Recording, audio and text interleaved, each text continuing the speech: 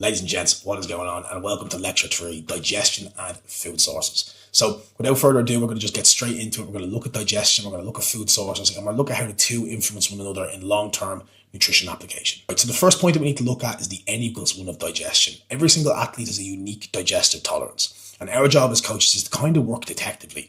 We've got to work with athletes to try and identify their personal list of well-tolerated foods. These are the foods that can kind of be relied upon like in high-stress states, things like prep, things like super high-end off seasons. You know, we need to be able to look at these foods as, okay, this is not going to cause us a problem. And they're the foods that are going to build up that core list of well-tolerated foods.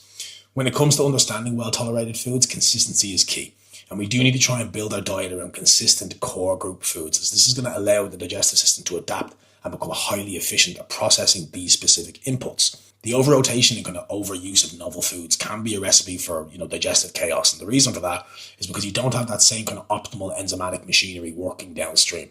The more that you kind of throw in differential foods and differential sources, the more kind of shifted the ratio of enzymatic processes needs to be, and the more likely you are to run into problems. And then this brings about the case for the overall boring diet, because that classic bodybuilding diet is there for a reason. They're generally quite bland, but they're low in irritants and they're very, very easily digestible for most people, which is what makes them and what builds them, what solidifies them as the kind of core bodybuilding foods. So looking a little bit more specifically at the macros, in this case, looking at kind of protein source considerations, right? Different protein sources are going to carry vastly different digestive loads. This is a particular thing when it comes to protein and thus potential issues. So we can have a little zoomed in look, for example, at red meat versus white fish, right? So red meat is tougher and higher in fat, which means it's going to require a lot more HCl and a lot more enzymatic power to break it down, for example, than lean white fish, which is rapidly digested. If you compare the two, one is kind of like a pure protein, if you want to use that, and then one is built up of kind of pretty decent fat content, a pretty decent protein content, and therefore requires a lot more enzymatic pushback in order to drive that response. We then have things like whey concentrate versus isolate. Concentrate contains lactose, which can cause massive issues for those who are sensitive and obviously very, very sick, and severe issues for those who are severely lactose intolerant, while isolate is virtually lactose-free, making it a safer choice. They're both from the same process, they're both from the byproduct of cheese production, but one has a little bit more processing to limit its lactose. You can also look at carbohydrate sources in a little bit more of a kind of closer span. We need to look at things like FODMAPs. So this is kind of where a lot of issues with carbohydrates come from, right? So essentially, many healthy carbohydrate sources, particularly fruits and vegetables, they can cause significant GI stress in sensitive individuals or to those who have sensitivities to FODMAP, okay? So FODMAP defined, this is a word that everyone seems to know but nobody really understands, but essentially FODMAP is an acronym for fermentable oligomonosaccharides and polyols, and these are short-chain carbohydrates that are generally poorly absorbed in the small intestine. The way that they work, or the mechanism of the stress, is because they are poorly absorbed, they travel to the large intestines, and what happens then is that they're fermented by gut bacteria. And it's that fermentation process that produces large amounts of gas, which is normally hydrogen and methane. And this can lead to super painful bloating, distension and cramping. And it's a whole other level above just intolerance. It's a real painful issue. And I've seen it happen with many athletes. It can be a real problem and can be a real stressor, and not only makes it worse. But what it really kind of leads from, or what it kind of comes from, is the osmotic effect. Okay, so we spoke about osmosis already and how it kind of draws fluid into the gut. So these molecules also draw water into the bowel via osmosis, which can lead to diarrhea. Again, you're having that strong water-based content, so it leads to problems. So when we look at that in application, we're looking at foods like broccoli, cauliflower, apples, onions. They're all high in FODMAPs. You can actually just go straight onto Google and you can find a list of all the kind of high FODMAP foods. And for an athlete deep in prep, swapping these for lower FODMAP options, even before you run into any issues. So this is food like green beans, carrots, white rice. Again, look up the list of foods, you'll understand what I'm getting across. That can be a pretty decent and a pretty effective way of managing any of that kind of gut distress and honestly achieving a tighter midsection. The more that you can keep your digestive capacity intact, the tighter your abs will be. Okay, there's no doubt about that. It's very, very clear. It makes an awful lot of sense, and it's clearly demonstrated time and time again through hundreds of preps done and hundreds of shows won.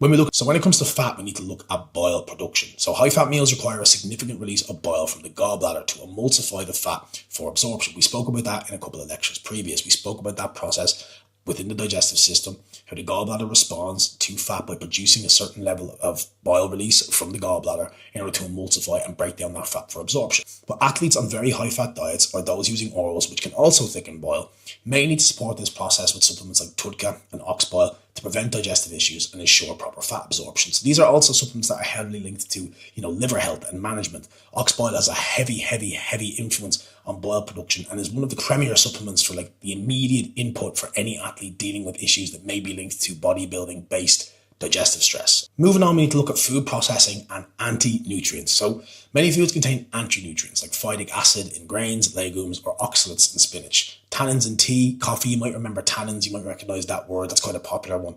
That can bind to minerals and impair digestion, right? Simple processes like cooking and preparation can significantly break down these compounds, making the foods easier to digest and the nutrients more bioavailable. This is kind of why you cook broccoli, why you cook things like tender stem broccoli or broccolini as some people call it, in order to make it more digestible and more efficient for the process of digestive breakdown. And then that leads us on to a very interesting conversation, which is the problem with artificial sweeteners, okay? So there's always a massive level of debate over whether artificial sweeteners are bad for you or not. So the answer to that question is that they can be, but they won't kill you, okay? The excessive consumption of certain zero-calorie sweeteners, particularly sugar alcohols, things like erythritol, sorbitol, xylitol, they can cause GI distress. The mechanism behind that is that these molecules are a lot less efficiently absorbed in the small intestines. They're a little bit like FODMAPs. They travel to the large intestine where they're largely fermented by bacteria, which causes gas. And that's the kind of exert to osmotic pull, which draws water into the bowel, causing diarrhea. The application is that, these are kind of often hidden culprits behind some of that unexplained bloating or behind some of that kind of fading of the midsection, some of that diarrhea, potentially some of that stress-induced diarrhea. That might have something that's more to do with your protein bars, your low-cal sauces and your diet drinks than actual stress. So it's always worth working backwards to see kind of where you're at on the chain of artificial sweetener use. They are not going to kill you, but they may work against the actual visual representation of your physique by virtue of affecting digestion. One of the primary mediators to manage your overall food and manage your digestive capacity is simply just looking at food quality as that primary mediator. High quality, unprocessed, whole foods will nearly always be less inflammatory and easier on the digestive system than highly processed, packaged alternatives, even if the macros are identical. That should not be news to anyone. Higher quality food is a surefire way to ensure higher quality digestive standards. From there, what we want to look at doing is to really open up that idea to creating a hierarchy of foods. Okay, so we want to teach the athletes to create their own food hierarchy from tier 1, which are kind of your staples that are always well tolerated, all the way up to tier 3, which are kind of foods to be consumed sparingly or avoided entirely during critical prep phases. This is a core part of the N=1 approach, is to find an approach that fits the athlete. I have athletes who use a more macro-orientated approach, but I'm confident in their food choices being tolerable. But I also have athletes who use a meal plan because I don't think I'm confident in their food choices being tolerable. And then I have athletes who use a meal plan just because they preference it. And I have athletes who use macros just because they preference it.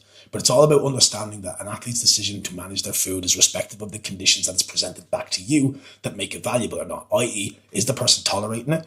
Are they feeding back any digestive issues? And is it affecting the way that they look? So below this, you can actually see an example of that kind of hierarchy of foods where you have that kind of digestive staple, situational foods, and reactive or non-essential foods. Okay, so in that digestive staples, you're looking at foods that are consistently well tolerated, easy to digest, and nutrient dense. You've got lean meats, white rice, oats, cooked veg, things like zucchini, eggs, sweet potato. But these are the kind of foundations of both off-season and prep diets, right? These are the ones that we know are not going to cause issues. And if they do, we know that it's them that are causing the issues because they're so consistent.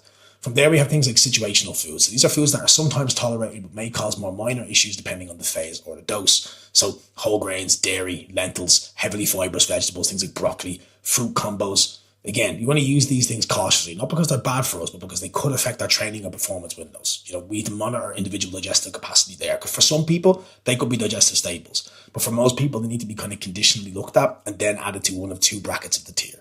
Then we have reactive or non-essential foods. These are foods that are prone to causing bloating, irregularity, or unpredictable digestion. So these are kind of like beans, high FODMAPs, which you spoke about, processed food, greasy meals, artificial sweeteners. Honestly, these are best avoided when you're digestion sensitive, but it can be tolerated in the off-season or, of course, in moderation. And that brings us to the end of digestion and food sources. And we're going to move on to lecture 4 in the next video and look at optimizing digestion. So I'm looking forward to seeing you, looking forward to getting on to the next video, which is, I'll speak to you soon.